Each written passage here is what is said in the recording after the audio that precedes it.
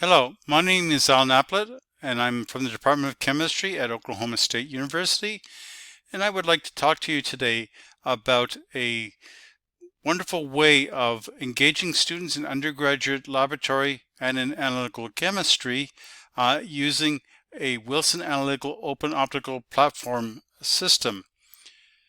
This system is, in one word, flexible. It is very easy to run a whole load of experiments in it, but it's an open box, i.e. it's not a black box. You can see what's going on in here.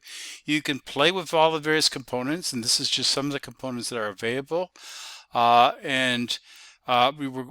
look at some of the experiments that we can do and some of the really positive attributes of this. But students really like it because hey, they can take these parts, they can move them around, they can play with them and see what sort of experiments they can do. From the viewpoint of a person who doesn't have a whole lot of money to run a laboratory, the nice thing is the system isn't too expensive, and you can use ocean optics spectrometers. So if you happen to have those around, you can use your own, and you can use free software. So it's a really well developed system, and there are multiple light sources, and these are really good light sources. So not only can they great for undergraduate labs, but if you're doing really important research and you need very good light sources, these things work extremely well. So, moving on and talking about undergraduate labs, one of the things we like to do in undergraduate labs is sometimes do absorbance measurements, and other times we like to do fluorescence. And so students are generally trundled from one instrument to another, and they never see exactly how the system actually works. Well, the flexibility of the Wilson open platform means that you can actually move the components around, and you can switch from absorbance to fluorescence at will. And so you can even run an experiment where you actually use both and teach the differences between the two different methods. And I'm going to talk about that a little bit later on. And so let's talk about a very common undergraduate experiment, extraction of pigments from spinach. So here's the spinach leaf. You can use organic solvents to extract out your spinach. You can actually separate the pigments if you want. This is a great lab that's used. It's good for discussing biochemistry of plants. It gives an introduction to chromatography, an introduction to spectroscopy. Furthermore, the students really love experiments where, hey, you take something that they eat. So there's a real connection to the real world as opposed to something you might find bouncing around in the laboratory. So they really like that as well. So the target pigment we're interested in is chlorophyll, which is a magnesium porphyrin that's shown here. And of course, we all know that it's responsible for photosynthesis. So we all owe a debt to this compound. So you can extract your own spinach. The problem with spinach leaves is getting even extraction and getting reproducible results from an experiment. So you can buy yourself at very low cost a jar of spinach that's in a powder form, as shown here, and that extracts nicely as well, and a little bit more reproducible. So in our experiments, we extracted 0.2 grams of this powder with 15 grams of dimethylformamide. That would just be a convenient solvent that we use. There's a whole number of other solvents that person can use to extract chlorophyll. If you don't want to do extraction, a lot of people are opposed to organic solvents in the labs because they're expensive to dispose of and sometimes expensive to buy, I suppose. You can actually buy yourself liquid chlorophyll stuff as well. And this one is actually spearmint flavor, so people actually take it as a dietary supplement. Who knows what it's supposed to do for you. But we'll talk a little bit more about people selling chlorophyll for lots of different purposes. Now, if you want it to become possible for you to do photosynthesis, you might want to ingest chlorophyll, but I don't think that is possible. So, but you actually use these stuff and certainly avoid any extraction if that's what you desire. So we can configure this instrument for absorbance. and as shown here. Of course, you could when you're doing absorbance, you can do transmission mode as well. So whichever way you want to do look at the data in terms of transmission, that's all done in the software.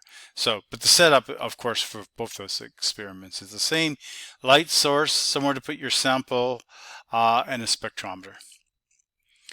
And so the cuvette holder for the open platform is shown here.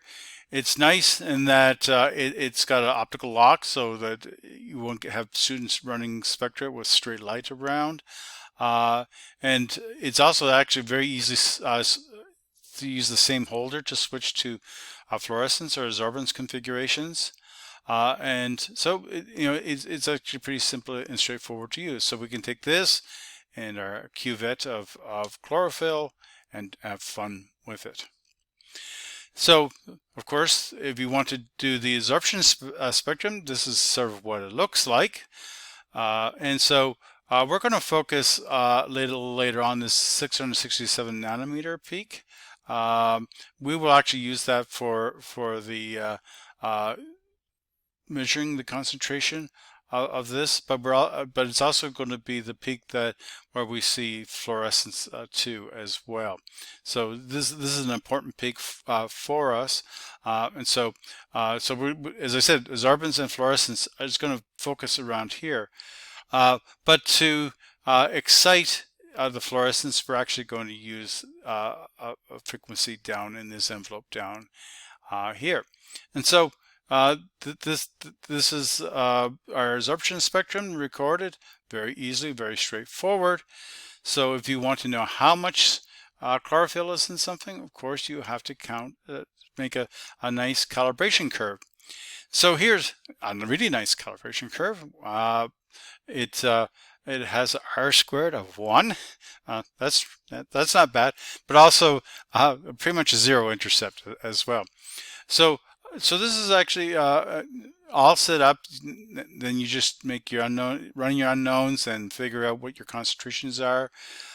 And if we actually measure the amount of noise that we see in an empty spectrometer with just dimethyl formamide, we can estimate the detection limit of about 0.35 millimolar chlorophyll for this. So they're straightforward absorbance spectrum. Students can do this easily, and of course, because they're looking at spinach, this is actually kind of more relative to real life than not. However, if you want to do fluorescence and you want to do both experiments, you just switch over to fluorescence. And so now we've essentially we have the same cuvette holder, but we've switched our light source and our which to 405 nanometer light source. There's a diode light source, and we have our spectrometer here at 90 degrees. Okay, so just a simple switch around. But the students do this themselves, and they see how the pieces go together and how this works and how the experiment is different. And if you want to see what this looks like in light source, you can see that it is glowing a very nice reddish, pinkish red color in this picture. So okay, so it does fluoresce, so as we expect. So if we look at the fluorescence spectrum with excitation of 405 nanometers, we see two peaks at 682 nanometers and 725 nanometers. This is in dimethyl formamide. As it turns out, the position of these peaks is very dependent on solvent polarity. So that actually provides another experiment that a person could possibly do looking at various solvents. So perhaps a little bit more advanced in undergraduate lab, but still a fairly useful experiment. And if you have the equipment, you may as well put it to use in your upper level classes as well. So if we look at this, and I know I said undergraduate, I should have said freshman chemistry. Upper level undergraduate courses would of course maybe look at this solvent variation. So beautiful fluorescence spectrum. How linear is it? Well, with fluorescence, you can actually teach one other interesting thing. And that is the fact that when you get concentrations too high, you get self-absorption. So not only do you emit it, can you emit this in this position, but you can absorb. So you got really high concentrations, you get self-absorption, and your actual as with increasing concentration, your fluorescence intensity goes down. So you need to work in the linear range, which is shown here. So this is a really great way to teach this lesson. And trust me, I've seen a lot of people in the real world who have not learned this lesson to their detriment. So it's actually not a bad thing to teach this to our students early on. So if we look at calibration in this curve, we see that again it's pretty linear. We don't have R²of 1, but close enough. And if we consider this data and think about the limit of detection, again, we can do that with clean dimethylformamide and multiple scans and do statistical analysis. We get a detection limit of 0.72 micromolar. So this is 480 times less than that was for the absorption method. So absorpance method was much higher in terms of detection limits, because of course you have a whole lot less noise if you're looking at light photons appearing rather than photons disappearing. So this really shows what the really strengths of fluorescence spectroscopy in a really neat way. And you know, while fluorescence spectroscopy is a whole lot more work to actually set up the experiment and get it to run, in the end, it has one major advantage, and that is sensitivity. And so you teach this really well with this experiment. So students like not necessarily to just use solutions, so why not look at solids? So this system comes with a solid state accessory that works extremely well in terms of putting a solid. So you can put any solid in here, and if it's in where your ordinarily sample holder is in the platform. And so you can put whatever solid you want in there and look at its spectra. So, of course, since we're talking about spinach, let's put a spinach leaf in there.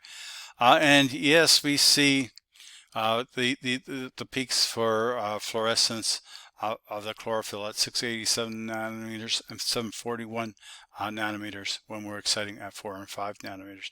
So yeah, so you can put your favorite piece of spinach in there. If you want to take this one step further, you can buy this gum.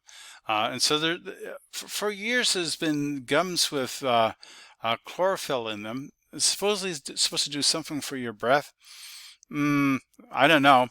It certainly makes things green, I suppose. Other than that, I'm not so sure.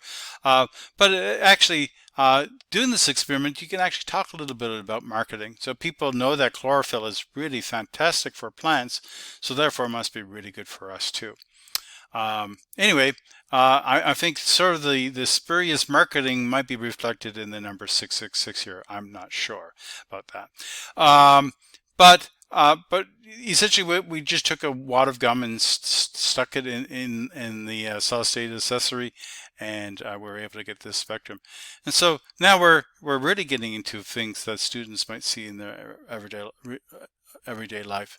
Although I was having a hard time finding chlorophyll containing gum in the United States, this was actually imported from Canada.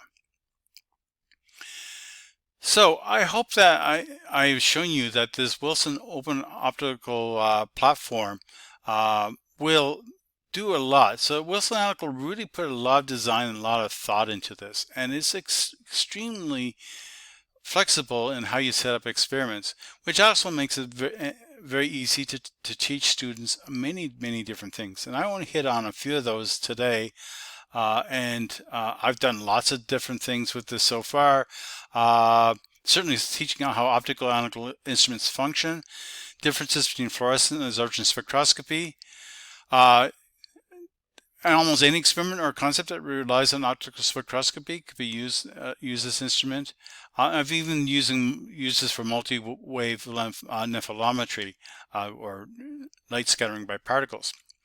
So I'd like to thank the people who supported this research, OSU College of Arts and Science for giving me a grant to buy the instrument, Wilson Analytical, who have been fantastic and helped me set up experiments, make sure that everything is working properly, providing the most excellent field service I've ever had from a company. And the platform is actually on display in the exhibition for this IUPAC meeting, and this is the link for that. And I thank you for your attention.